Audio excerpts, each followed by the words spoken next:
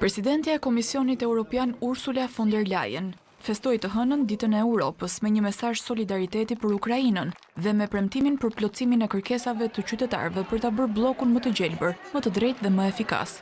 Von der Leyen ndoqi një ceremoni të mbajtur në Parlamentin Evropian në Strasburg, ku mori konkluzionet e një procesi konsultimi mes qytetarëve dhe institucioneve të BE-s për përcaktimin e prioriteteve të Unionit. Kërkesa për unanimitet është fajsuar gjithmonë për ngadalësimin dhe madje bllokimin e veprimeve të BE-s. Për von der Leyen, vendimet e rëndësishme duhet të reduktohen në emëruesin e përbashkët më të ulët. Kam argumentuar gjithmonë se votimi unanim në disa fusha kyçe nuk ka më kuptim nëse duam të lëvizim më shpejt. Propozimet do të ekzaminohen nga Parlamenti Evropian, qeveritë e vendeve anëtare dhe vetë Komisioni.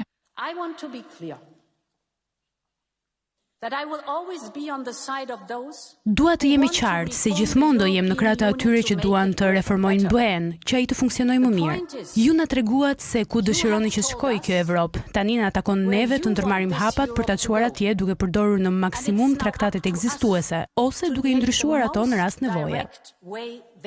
Në të njëjtën linjë, presidenti francez Emmanuel Macron deklaroi se reformimi i traktateve të BE-s është i nevojshëm për ta bërë Unionin më efikas.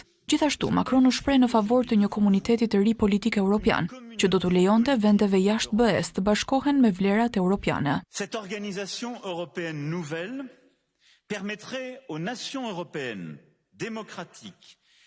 Ky organizim i ri i Evropës duhet t'u lejojë vendeve demokratike evropiane të aderojnë në vlerat tona bazike, të gjejë një hapësirë të re bashkëpunimi në fushat e politikës, sigurisë, energjisë, transportit, infrastrukturës dhe sidomos në fushat ku angazhohen të rinjt.